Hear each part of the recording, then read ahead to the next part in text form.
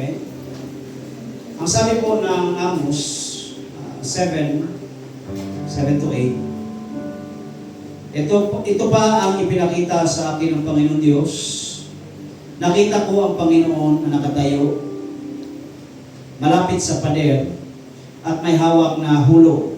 Hulog, ito pong makikita niyo po sa harapan. Itong hawak-hawak ko. Ito ang hulog, no? Na ginagamit para malaman kung tuwid ang pagkagawa ng pader. Next slide, please. Tinanong ako ng Panginoon, Amos, ano ang nakikita mo? Sumagot ako, hulog po. Sinabi niya sa akin, batay sa aking panukat ng Panginoon. Batay daw sa panukat ng aking panukat, hindi matuwid ang buhay ng mga mamamayan kong Israelita.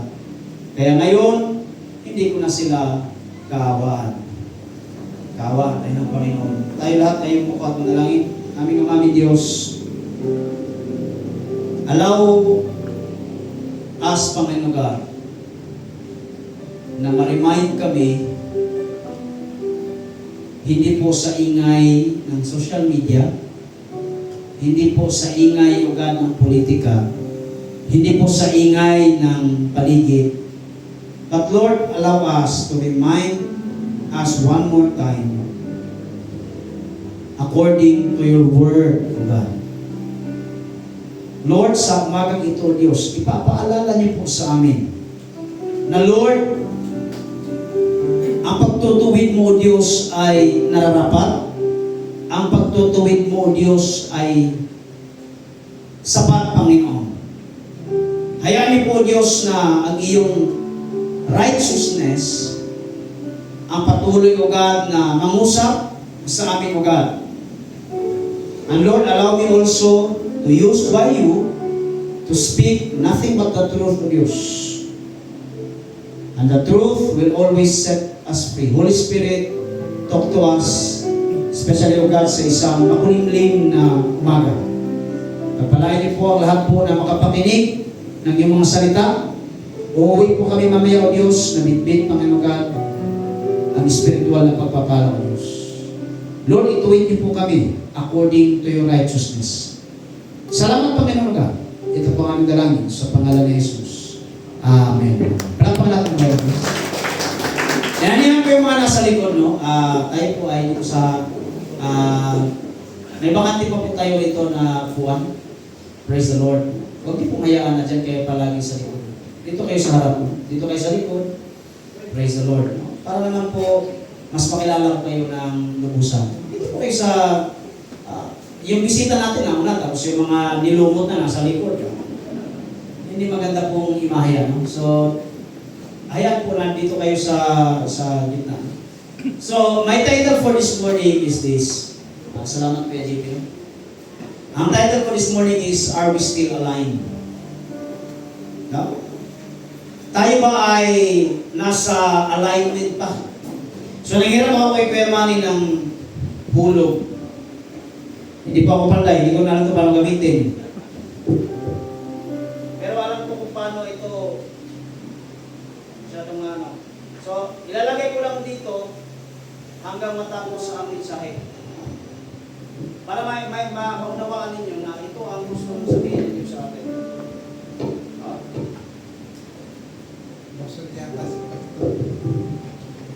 Nabigyan nyo lang ako. Ayan.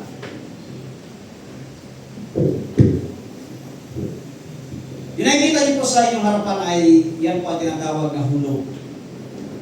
Balikan po natin ang mensahe ate. Ang sabi po ni ng Panginoon kay Amos. Si Amos po is a minor prophet in the time of Jeroboam II, King Jeroboam II. And ito po yung panahon na hindi pa po nasakop, no? By the way, si Amos po is the prophet of King Jeroboam in the northern kingdom, Israel. The southern kingdom is the Judah. Now, naikinig ba lahat mga kapatid? Naikinig ba? Amen. Himay-himay ko ito kayo pag-alala, mabilis lang po si Pastor Jen. Yan yung gusto niyo malaman nyo, mabilis lang eh. No? Kasi gusto nyo maka-exit. By the way, before ako magpatuloy, palakpakan po natin ang nagpabautismo kahapon. Yung pinakamalakas! Napalakpak sa nagpabautismo kahapon. Glory ka! Grabe. No? Praise the Lord. Salamat sa Panginoon. na sila po ay nagpabautismo na. Sa mga hindi po nagpabautismo, there's always next time. No? There's always next time. Pero kahapon ay we are so blessed kasi nga po wala po siya sa tinatawag na plano pero ang Diyos ay may plano sa kanya. Sabi no? So, hindi ko na po i-mention ang name, baka mahiya po, no? Pero glory to God sa kanyang buhay. Siya po ay ura-urada, no? Nagbihis at nagpabautismo. Amen? Tulong mga natin ang Panginoon. Minsan, sabi nga ng mga kantong linyahang kanto minsan, yung mga hindi daw pinaplano, yun pa yung natutupad. Yung puro plano, drawing lang. Hanggang drawing lang. No? Tara, ang grabe na ang plano, hindi pa natupad. So, wali, no? Wali pa rin, no? So, yung nakikita niyo po sa harap ninyo ay isang hulog. Ito ay pinakita ng Diyos kay Amos. Ang sabi ni Amos ay ang Panginoon, next slide natin. Ang sabi ni, sa verse 8, tinanong ako ng Panginoon, Amos, anong nakikita mo? Sumagot ako, hulog. Sa English po is plumb line. Plumb line. Sinabi niya sa akin, batay sa aking panukat, sabi ng Diyos, batay sa panukat ng Panginoon, ang bayan ng Israel ay hindi matuwid. No? So ang hulog po ay isang simpleng instrumento ng pagkukonstruksyon. Wala po siyang gaano para bang chichiburitsi. Wala po siyang ibang kaartehan. Just a simple hulog. Ang hulog po ay nagdetermina kung ang pader, kasi ang Diyos kasi nakatayo daw sa pader. Ang pader po ay, ito po ay sumisimbolo ng Israelita, pumumuhay ng Israelita. At sabi ng Diyos, naglagay ang Diyos ng hulog, linya. At ang sabi ng Diyos, Amos, si Amos, propeta ha? Amos, base na sa nakikita mo, yung pader ba ay tuwid pa o bumaluktot na? Ang sabi po ni Amos, wala na po sa realignment. Wala na po sa alignment. Alam mo mga kapatid? Dapat hindi man ang amen. Amen? So my title for today is, are we still aligned? Nakalinya pa ba tayo?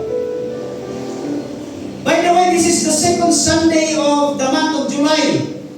So in short, kung baga mag-drawing ako mula January to June, July, pa December. Hello, amen? Nasa kalagitnaan tayo ng taon. Marami dito ang gusto ng restart.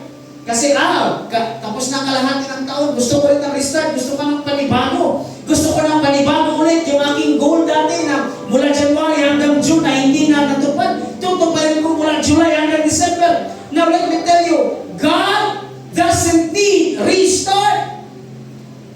God doesn't need refocus.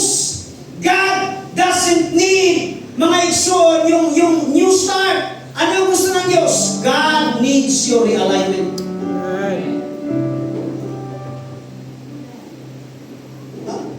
Hello, amen? Tingnan niyo ang hulog mga kapatid, wala po itong kaartihan. Pero, isa lang po ang nagdedetermina. Ang linya ay tuwid. Ang lahat ng tumikit na hindi po nakalinya, lahat nila ay baluktot. Can I amen? Nire-remind tayo ng Diyos na ang mga born again, remember na ang nire-remind ni Lord kay Amos, hindi po mga Gentiles, kundi mga Israelites. Sino ba mga Israelites? Mga tao ng Diyos. The same principle na gagamitin ng Diyos. Ang Diyos ay magtatakda ng linya ng hulog sa kapanahunan natin ngayon. Sino ang pinagsasabihan mga kapatid na baluktot? Hindi po yung nasa labas. Ang baluktot ay nasa loob. Amen. Kaya naman. Now, lahat tayo, sabihin mo sa iyong katabi, tabitin mo, sabihin mo, lahat tayo apektado. Sige. At lahat tayo bumaluktot. Lahat tayo mga kapatid ay bumaluktot. Ang hindi pag-amin, yun ang sign na ikaw ay maluktot.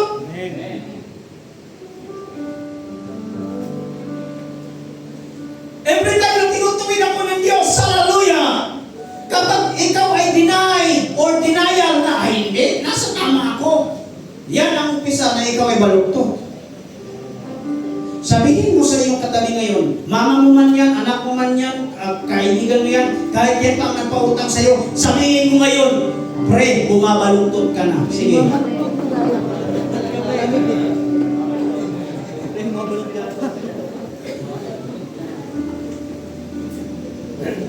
Now, let me focus. Huwag na tayong magpaligoy-ligoy. The plumb line. Salamat Kuya Manny, no, sa pagpapahiram ng iyong hulog. Allow me, look at the plumb line, mga kapatid. The plumb line is God's standard. Ito lang ang standard ng Diyos. Hindi po ang standard natin, kundi ang standard ng Diyos. The plumb line is symbolized as the standard of God. Next slide natin. Look at this. Nakita ko ang Panginoon na nakatayo. Example, this is pader. Kunwari ito yung pader. Okay? Although ito ay straight. Straight yan. Okay? True to measurement. No?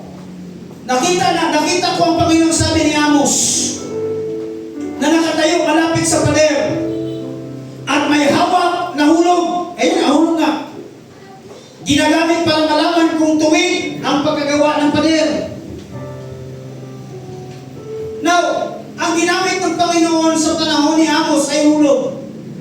Ano ang gagamitin na standard ng Diyos sa pagkamatumid sa ating panahon ngayon? Kailangan pa ba ng hulog? Hindi.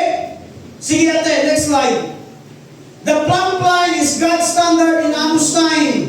But what is the standard of God today? The standard of God today is none other than the Bible.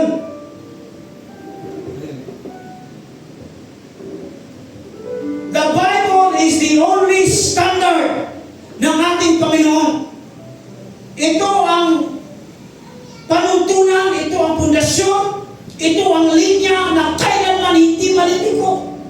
Ang Biblia, mga kapatid, let me tell you, sa panahon na ikaw ay lumiliko, balik ka sa kalooban ng Diyos.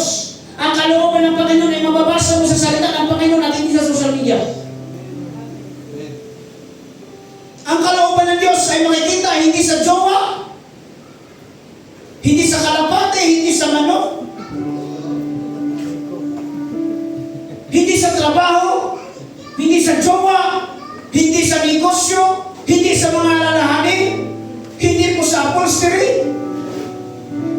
Ang kalooban ng Diyos ay nakikita saan?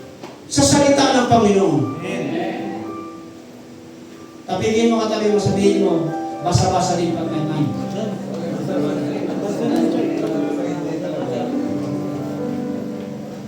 Today, the Word of God, the Bible, is the sole standard. Ito, Biblia. Nasa Biblia ang katotohanan. Why? Because the Bible is the Word of God. Anong sabi ng John 1:1? In the beginning was the Word, and the Word was with God, and the Word was God. The Bible speaks the truth. Ano ang linya? Ano ang plumb line today? The plumb line today is the will of God. Kalooban ng Diyos. The will of God is always His standard.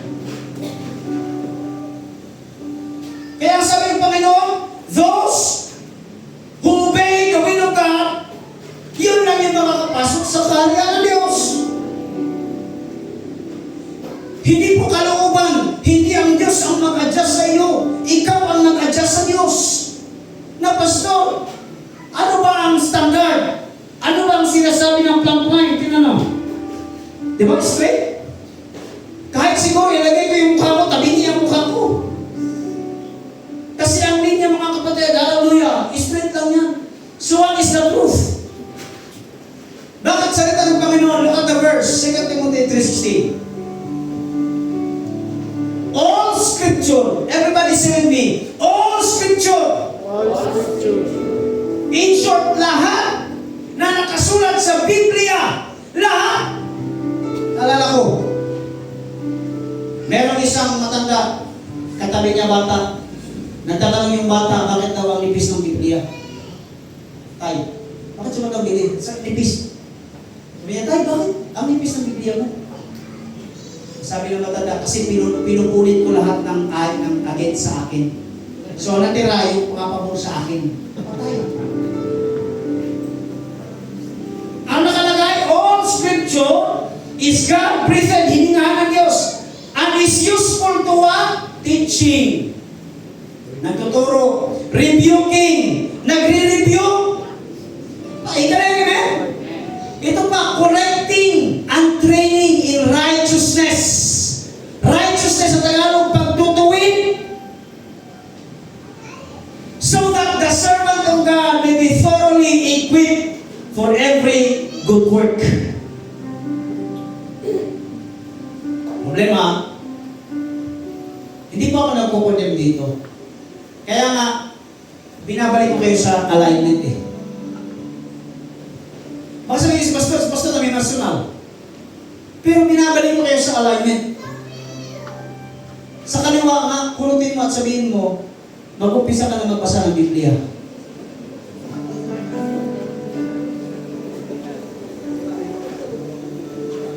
Hello! God is good? And all the time? Praise the Lord. Number one, God's standard is always vertical, not horizontal. Nasa si Kuya Manny? Nasa likod? Sige lang. Sa lahat ng panday, ikaw Kuya Sir, alam mo, na ang hulog ay hindi pwedeng pa-horizontal. Ay, hindi po. O, tingnan mo. Ang purpose mo ng hulog ay pampabagsak. Halo, amen? Lahat ng karpintero at kahit hindi karpintero alam na ang purpose ng hulog ay ang pagsukat, hindi po ng pagaluntay. Halo, amen? Kasi ang pagaluntay is yung balancer. Anong tawag yung Bar level. level. O, yun na yun. O, tingnan mo pa. Level bar. Alam ni Kuya Ersin yan eh. Panday yung dati. Oo. Dati. Oo, dati. Ngayon driver na. Hallelujah. Now, ang purpose po ng hulog is always the vertical. Hello, amen? Yeah. So, ang standard ng Diyos para sa atin ay hindi ka titingin sa katabi mo. Ang standard ng Diyos ay hindi sa kapitbahay mo. Ang standard ng Diyos ay hindi po sa kaibigan, kapatid mo. Ang standard ng Diyos ay laging sa Kanya lamang. Hello? Amen. Can I hear it? Amen. We use the standard by looking horizontal. Ano yung horizontal? Dito ba lagi? We look at our neighbors, our colleagues, our social media feeds. Kaya be careful sa lahat kung na nagpupost sa social media. Hindi, pag nag-post ka ng kotse, hindi lahat ng nag-heart doon ay masaya sa ginagawa mo.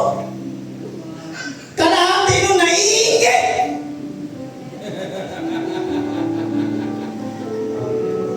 Kaya hindi ko Paano ko nasabi? Magpo-post ako ng Bible study, magpo-post po ako ng mga gawain natin, at dito ganyan, baptism, konti lang talaga. Konti lang! Ang, ano bang tawag dyan? Yung mag-like, mag-heart. Mag-post ako na nakakape, na pumuputok yung vulkan ng Taal, ang daming nag-heart. Lalo na sa Starbucks. Ay! Tapos may nagko-comment doon, sana all nakakape. Hello, kaya nga? Tingnan nyo, mag-post kayo sa Lamborghini. Nakapost lang, ha? Oh, hindi mo naman binili, nakipag-post ka lang naman, ay picture ka lang naman. Ang dami nag-heart. At ngayon ko lang nalaman, ang mga kabataan, ngayon ko lang nalaman, pa, be careful. Tuturuan kita pa, kasi medyo delay ka na sa technology. Tuturuan kita. Ngayon ko lang nalaman, ang mga kabataan ngayon, wala na sa Facebook. Sa Instagram na sila at saka sa TikTok. Kaya pala.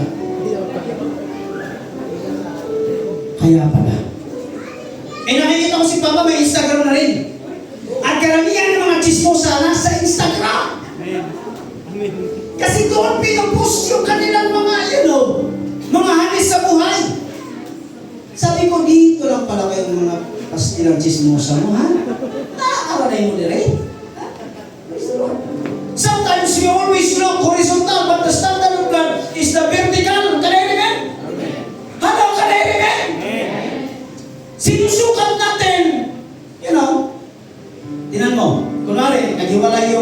bahay ninyo sa yung kapitbahay, naghiwalay, magjowa, or mag-asawa, sasabihin mo, at least kami ng asawa ko hindi naghiwalay. Pero hindi yan. Sinusukat mo yung failure nila doon sa, sinusukat mo yung sariling buhay mo doon sa failure nila. Na dapat ang sukatan natin ay hindi po yung kapitbahay, ang sukatan natin ay ang Diyos. Kita mo nagbitbit mga kapatid, hallelujah, na ganito kalaking TV ang kapitbahay niyo, sasabihin niyo,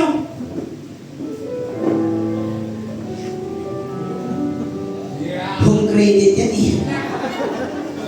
Kala mo, home credit yan. Nakuha niyo mga kapatid ko sa Panginoon.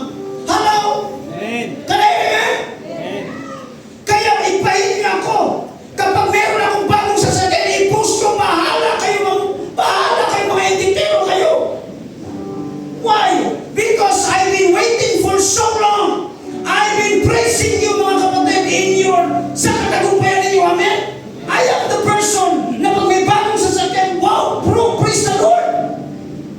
Hindi ako nag-envy because I know my right time na pa meron para sa akin. Can I hear amen? Hindi ko kinukumpara na sana may bagong sasakyan. Kasabihin na, China naman yan. You know, we always use the standard of kapitbahay. Hello? Nakita ko nagpa-solar na yung isa, gusto mo na rin magpa-solar? Kasi mahal nga naman ang kuryente. What I'm trying to say is very simple. Use the standard of God. Kung hindi mo pa panahon, hindi mo pa panahon. Kung para sa'yo, para sa'yo. Palakayin natin tayo. How about the church? Gusto agad natin, mga kapatid, nag-i-aircon ng church. Gusto ko rin yun. Pero sabi ko, Lord, kung magbibili ng aircon, wala namang pambayad, puputulan tayo. Gusto agad natin na para bang mga simbahan na parang, ang lalaki. Napag-usapan namin kagabi sa pag-uwi ninyo galing Bible study, napag-usapan namin yung anak natira doon. Aanin natin ang laki ng simbahan kung hindi mo makikilala ang isa't isa. Can you imagine, pupunta ako ng palengke at biglang may kakamay sa akin, Pastor, kumusta? Sa atin nakita, Pastor, kapatiran mo ako. Ha? Paano? Why? We always use the standard of other churches. Sila nag-G11, nag-G12, G30. Ano ngayon kung G1 tayo? We always use this kind of standard na ang dapat standard sinusunod, walang iba pa niya Diyos. Bakit, Pastor? Because number one, the plumb line is fixed. Fixed. It will not sway. It will not bend. It will not negotiate. It will not compromise. Kapag ang linya ganito, pag balugtog ka, ikaw ang tumuwid, hindi ang linya. Sa panahon natin na puro bending the law. You bend the law. Yes, you can bend the law of man, but you cannot bend the law of God.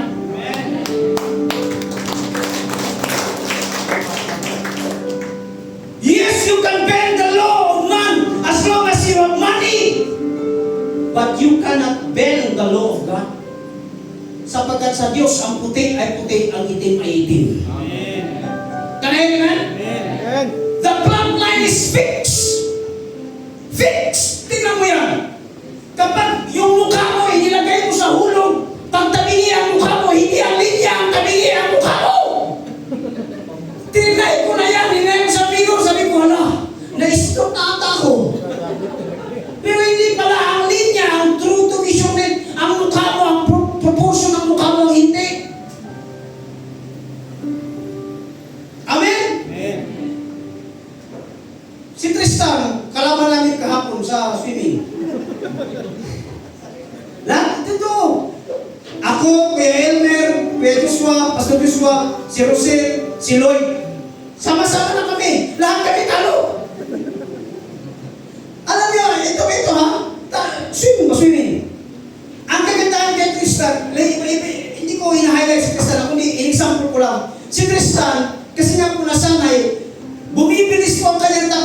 true to line siya eh.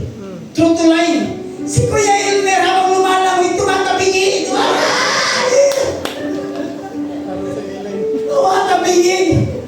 Imbis na pa ganun eh. No? Yung pala naghahanap ng gilid, pinulikat na lahat eh. Ha? Ang bihira yan. Tapos pinakitaan pa kayo ng backstroke. Yung backstroke, pati backstroke, ano, straight. Straight ba? Si Christian mukhang magkabayan pero swift pag naglangoy. Parang si Reyna. Parang may propeller yung ano. Sabi ko si Pastor Joshua kalaban sa backstroke. Backstroke. Backstroke? Si Christian nag-backstroke, si Pastor Joshua na-stroke. Hallelujah. You know, ang kagandahan mga kapatid, it will not sway. The light will not sway for you. Hindi sinasabi, Lord, dito muna ako, Lord. Hindi sinasabi ng light. Okay, sige, dito rin ako. Hindi! Pag yan ang linya ng Diyos, yan ang linya. Why? Because fix ang Diyos. Look at the verse. Ang Malachi chapter 3 verse 6, hindi lang natin gagamitin sa Malachi chapter 3 verse 10. Look at 6. Sinabi ng Panginoon, makapangyarihan, ako ang Panginoon, hindi nagbabago. Amen. Amen. Amen. Alam niyo ang kagandahan sa word niya hindi nagbabago? Lahat ng pangako niya hindi nagbabago para sa iyo. Amen. Lahat ng sinabi niya, you know, look at this. Look at this. Sa dami ng pangako ng Panginoon, nakakalimutan ninyo kapag may problemang dumarating.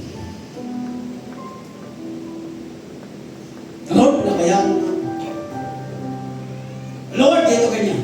Pero hindi niyo nakita ang mga pagpapala na ibinigay sa atin ng Panginoon. Ang mga pangako ng Panginoon na natupad na at tutuparin pa. Why? Hindi nagbabago ang Panginoon. Amen. Palakpakan ng Diyos. Hindi nagbabago ang Diyos. Amen! Amen. True to God. Whatever else moves in this world, next slide. Kulture, nagbabago ang kultura.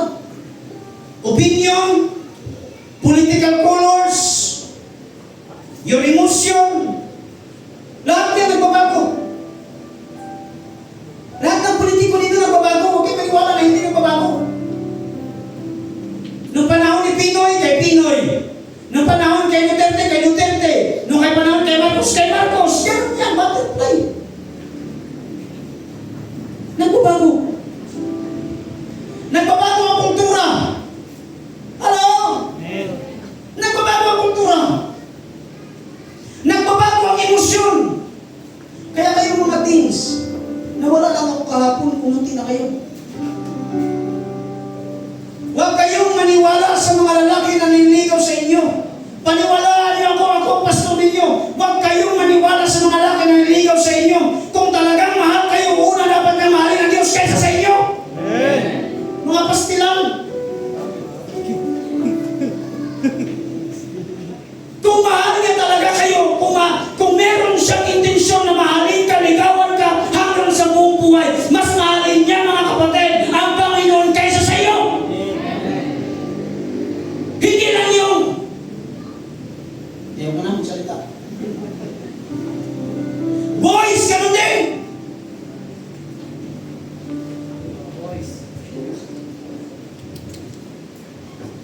Hallelujah. Your emotions will, nagsiswing yan. Kahit ang standard mo, nagsiswing yan.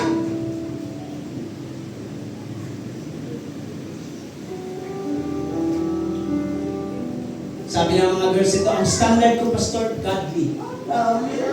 Godly man. Pastor, kasi tinuruan ko kay Pastor, ang standard ko is a godly man. Niligawan ka lang ng nakakutsi, nabali ang standard. Pastor kasi nakakutsi. Meron siyang character at saka personality. Bagsak ang standard. Pastor, matapos kasi ang ilong, Pastor. Sus, kung ilong lamang ang pag-ibig, mga kapatid, ang dami pong mga single dito. Kasi tayo mga Pinoy, wala talagang mga, natatangos sa ilong. Lahat tayo bukan ng ilong. Hallelujah. Hallelujah. Even 1,000 people agreeing, kahit ang mga libo-libo na nagsasabi na tama yan. Hello, are you still listening? Even 1,000,000 people will say, okay yan. The best yan, tama yan. Even 1,000 people agreeing that the wall looks straight. Pag nilagyan ng linya yan, the line will not bend for you. Kahit 1,000,000 tao magsabi, tama yan. Pero pag nagsabi ang Diyos na mali yan, mali talaga yan. Can I hear amen? Yung katabi mo kanan, bawian mo, sabihin mo, bumalik ka na sa linya. See? Okay.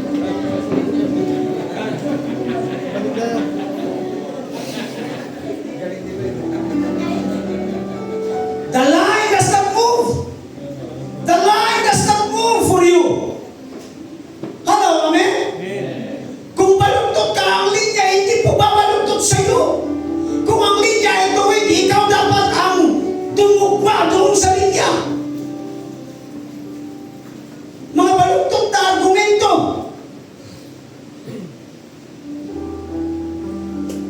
Mga baluktot na mga opinion.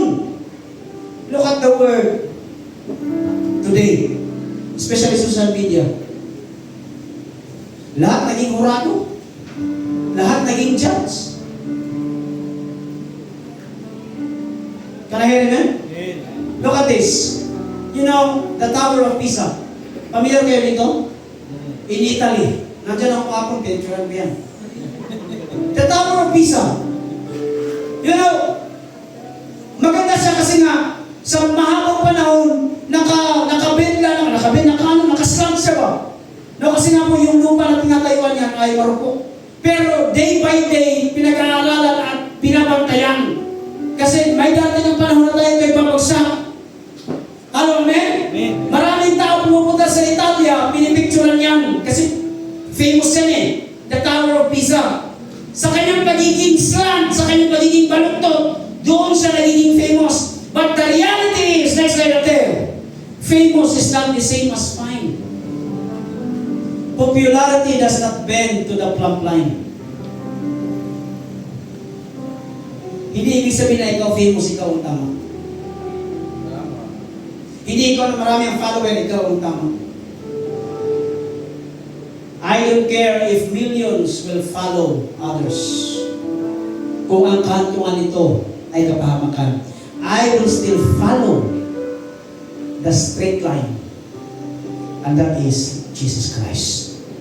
Kahit hindi straight line, basta ang nandun sa dulo ay katotohanan, I will follow. Can I hear amen? Glory to God. Next slide please. Ano ito matapos? The plumb line exposes, not excuses. Kapag nilatagan ka kay Elmer ng linya, may expose kung ikaw ay tabingi o diretso pa. Hello, amen? May nang amen, amen? Kapag nilagyan ka ng linya, may expose ang tabingi na meron sa iyo. Hello? Kaya amen? Ang problema sa atin, sinabihan ka na mali. Ang nangyari, hindi na kayo kaibigan.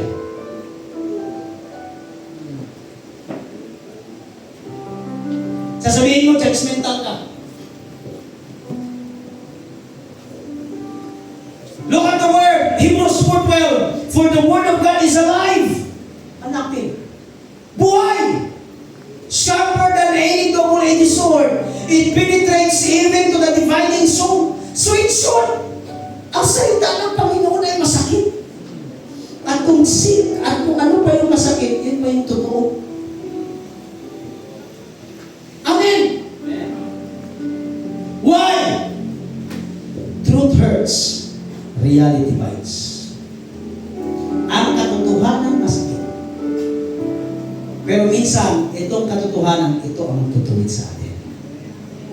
Can I amen? Pero bakit natin Diyos?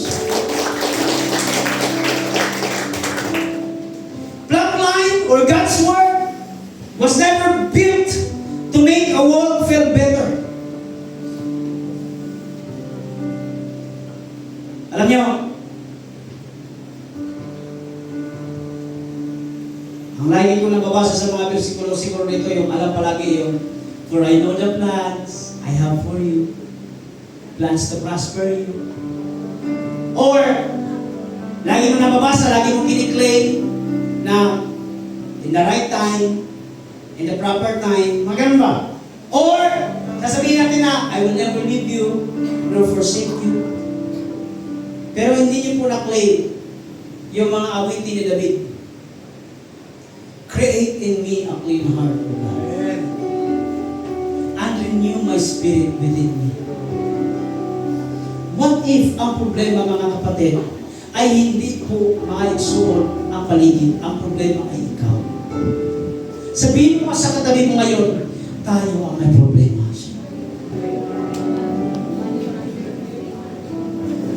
Ayaw magsimba, ayaw manalangin, ayaw magpasa, tayo ang may problema.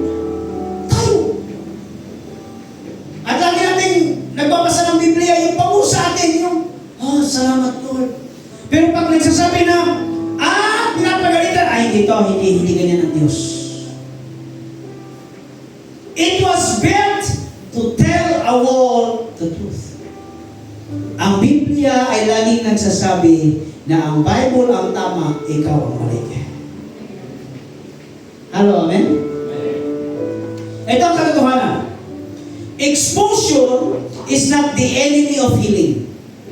It is the doorway to it. Kapag ikaw ay kinukure, ibig sabihin, ikaw ay pinapagaling. Amen. Kapag ikaw ay kinukure ng Diyos, ibig sabihin, ito na ang umpisa ng iyong kagalingan. Kagalingan! Because God will not use the band-aid. Band-aid, sakit lang yan. Pag natakpan, pag naulanan, wala din yan. Yung mga blood control ngayon sa Manila, ano magagawa ng mga barrier? Hello, amen? Tingnan mo ang Diyos. Tingnan mo ang Diyos. Bahala kayo kung anong political ang ninyo, ha? Bahala kayo sa buhay ninyo. Kung BBM kayo, lady kayo, nakalan tayo, wala akong pakialaw sa inyo.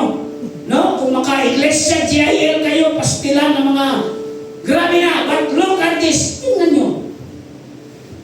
Pilit na binabaon ng tao sa libot ang flood control scam. Pero ang Diyos lagi nagpapadala ng bagyo to expose the truth. Can I hear amen? Can I hear amen? Kapag ikaw ay in-expose ng Diyos, pasalamatan mo ang Panginoon. Kasi kinukuri ka ng Diyos. Parang pangalan ng Diyos.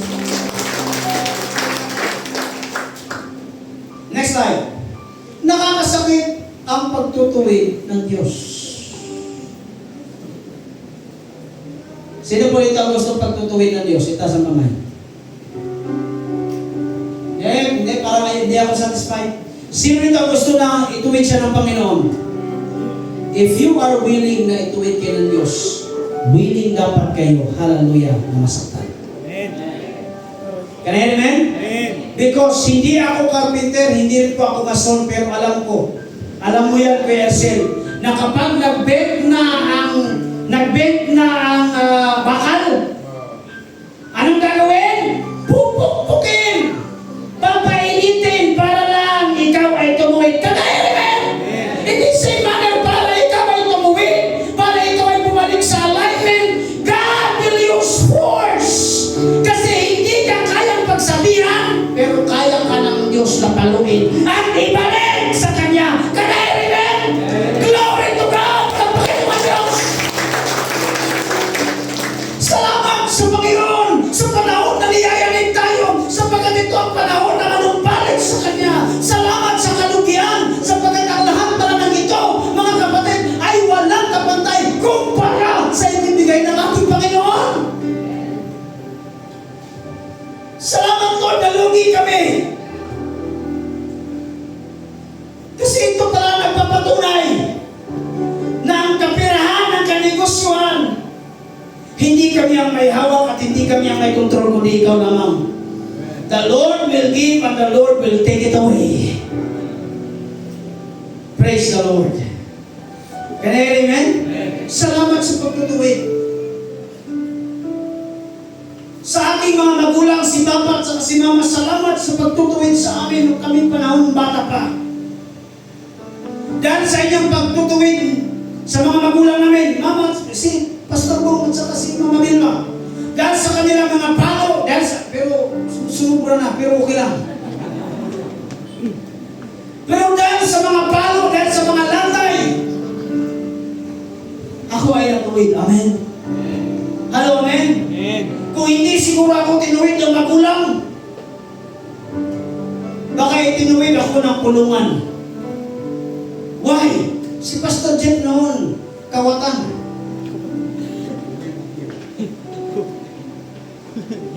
Kaya mag-ingat kayo yung mga cellphone dyan, huwag niyong iwan, ha? Alam mo yung mga bulsa ni Papa? Pag nakasabit dyan, wala yan! Sabi ko sa inyo, wala yan. Yung balimbing, tambis, durian ng kapitbahay, santol, wala yan. At huwag kayong mag-alala. Praise the Lord, hallelujah. Ang tao na yun ay tinuwid ng Diyos at naging pastor. Amen? Amen. Huwag kang tumawa dyan, Pastor Joshua. Kasi nung kumuha tayo ng santol, kasama ka. Sabi niya, wala kang may-ari. Alam mo yan, yung galing tayo sa hangganan. O, Chip, ikaw ang taga-salo. Siya ang umakyat, ako lang ang taga-salo. Pero tinanong ngayon, Pastor na rin. Amen. Kasi tinuwid ng Panginoon. Amen? Kanayin, amen? Kanayin, amen? Ituwid natin ang ating mga anak habang bata pa. Kasi magsisisi ka pagdating ng panahon kapag may sungay at may buntot na yan. Hello? Kanayin, amen? Amen. Ako katakot-takot na. Kaya maminsan noon, nung hinampas ako ng double edge na sintro ni Papa. Alam mo, dalawa nila. Pag umampas yung isa, pangalawa yung ano, meron yan, dalawa nila na sintro. Meron yan. Si Mama kung anong mahawakan. Lalo na yung mga bagong sibak na kahoy. Pag yan nahampas sa'yo, totoo naman, aminin mo ha. Huwag mo di-deny. Part of your history yan. Pag hinampas. Naalala ko dati, short lang to. Kami ni Kuya Joshua, nanood kami ng, alam mo yan Kuya, ang Dragon Ball, hapon ng alas 6. Tama, alas 5, alas 6, Dragon Ball yan. Sa probinsya wala kaming TV. So, kung saan ang may TV, doon ang kumpulan. Tapos mga walang hiyak yung kapitbahay, sinasaruhan. Pero meron sa ano, nakita ng ano. Inutos, alam mo, naalalamin, Joshua? Yung inutos, naalalamin, inutosan tayo ni Papa na magbuhat ng kahoy. Ha? Pag mo itinay, nasa sipahan tayo. Naayos na, para si Papa na lang. Kaming dalawa ni Kuya. Ganituhan pa kami, grabe talaga na, si Vigita, grabe no. Minsan mo ko, sayang, grabe, patay na sa prisa, ano ba? Wala si Papa doon, sabi ni Papa.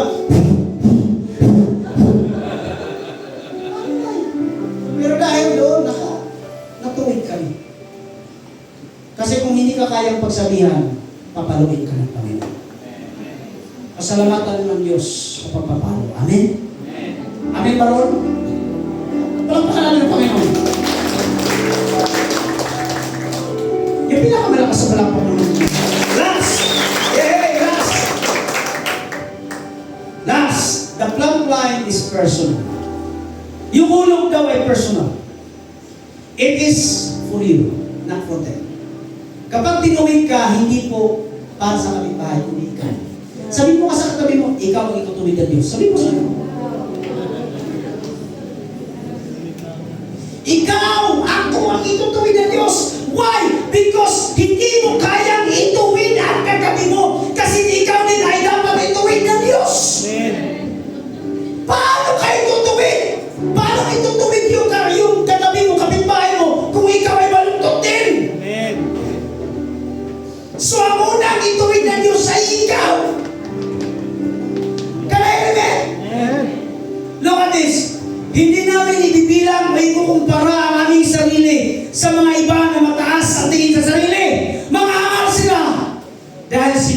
nila at kinukumpara ang kanilang sarili. Tayo, kapag sinukat ka, para sa iyo, hindi para sa iba. Next slide natin. God gives the hulo plump line for you. Do not measure your life to others. Hayaan mo yung katabi mo na, yung kapitbahay mo na yung mama, hayaan mo sila. Hayaan mo yung katabi niyo na may bagong sasakyan, hayaan mo sila. Hayaan mo yung katabi na nakapagtapos ng pag-aaral, hayaan mo. Ano, amen? Amen. Ano, amen? Bahala mga kapatid na yung kapitbahay nagluluto ng adobo at ikaw ay tuyo.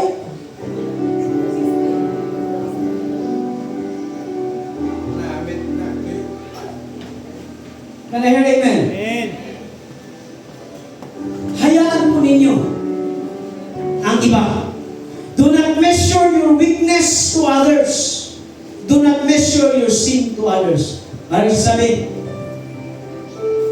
Lord, mas masama yung katabi ko eh. Mas makasalanan yun eh. No. Ikaw ang itinutuwid ng Diyos. At kung ikaw ang itinutuwid ng Diyos, look at me. Humble yourself. Pwede a gentle touch. Left and right, sabihin mo, magpakumbaba ka sa Diyos. Next slide. You can take a picture. Sama niyo ako ha. Sabihin niyo ako nag-take na rin ng picture. Comparison is a thief of joy. Comparison is a thief of joy. Why? Hindi ka na nasisiyahan sa kung anong ibinibigay ng Diyos sa iyo. Why? Kasi lagi mong tinitingnan ang iba. Sana all mag-Singapore. Ay, sorry.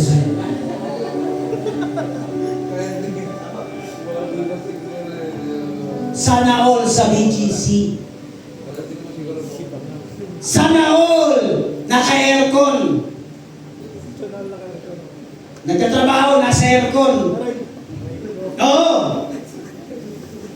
Yung iba, nasa labas, init na init siya, naka-jacket. Sana all. We always try to compare.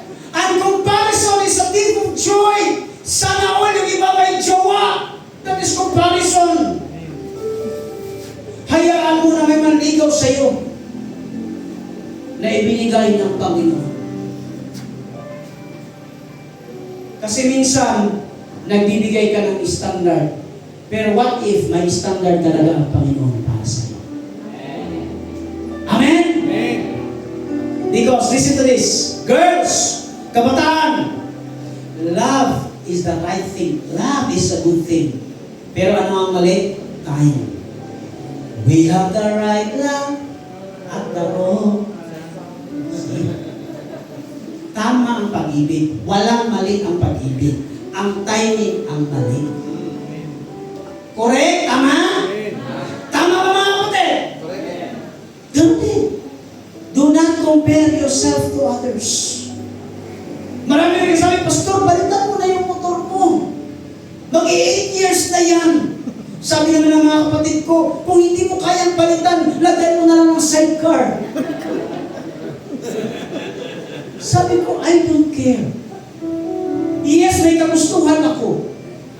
Yes, meron pa akong kagustuhan. Pero I will not compare myself to others. Hello, amen? Amen. Can I amen?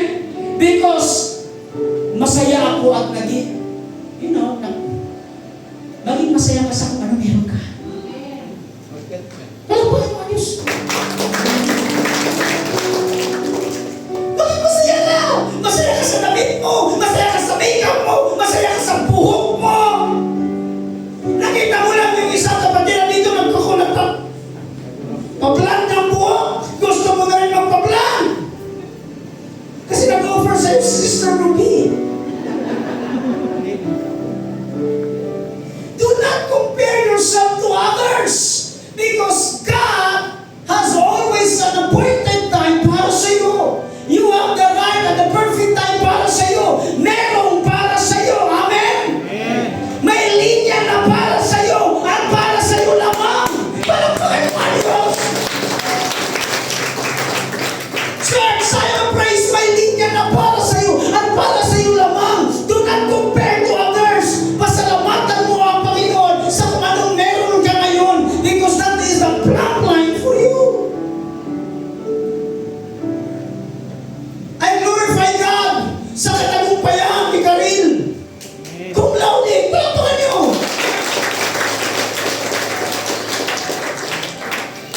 Si Charles, kahit hindi cum laude, hindi ko alam bakit po ito nakapasa, pero nakapasa pa lang kanya si Charles.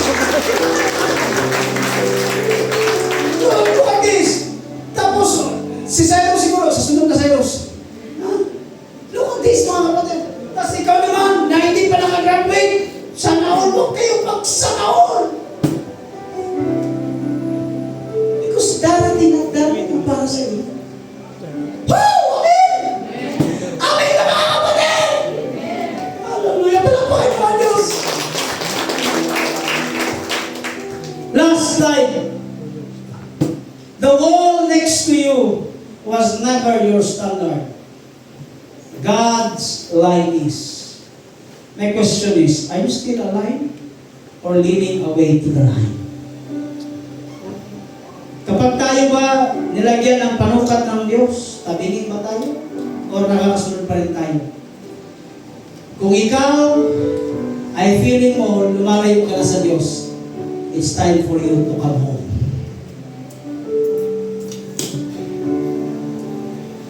Pwede yung nasa likod nyo, nasa likod ninyo, yung mga nasa taas, pwede tapikin mo at sabihin mo, bumalik ka na. Sabi mo, bumalik ka na.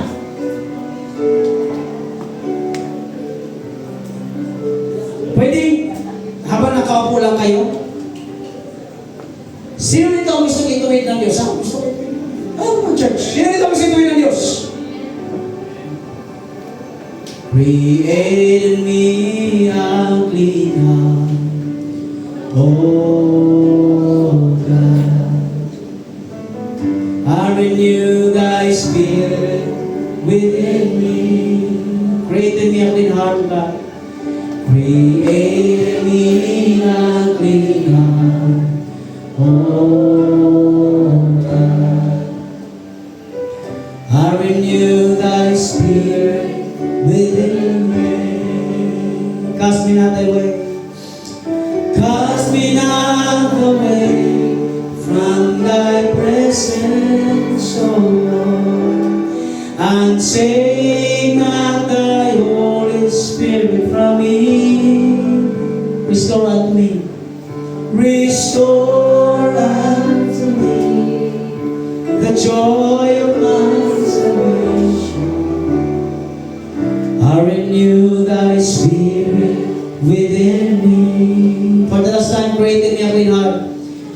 Create in me a clean heart, oh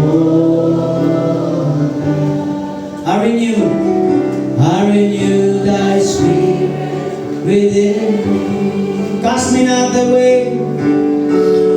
Cast me not away from thy presence, O Lord, and take not thy Holy Spirit from me. Restore unto me.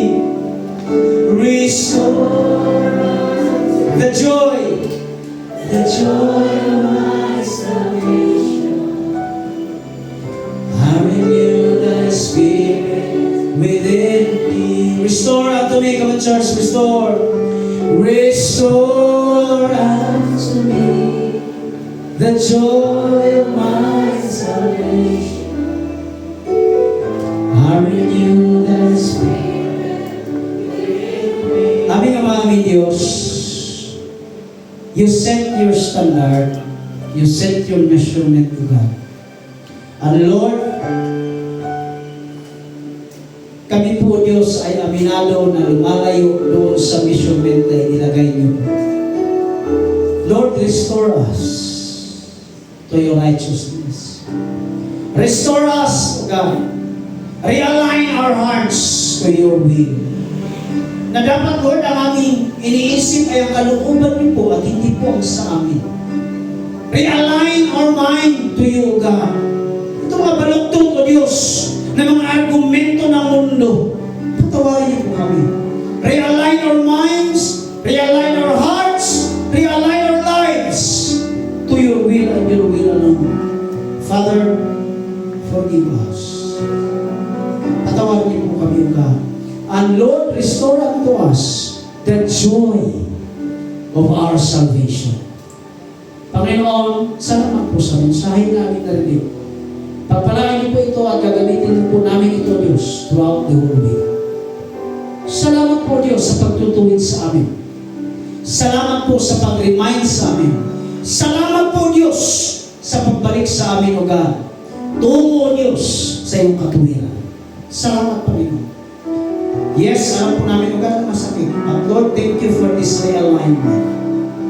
We give you all the glory. We give you all the honor. Mighty name of our Lord Jesus. Amen. Amen. Palakpakan natin ang Panginoon.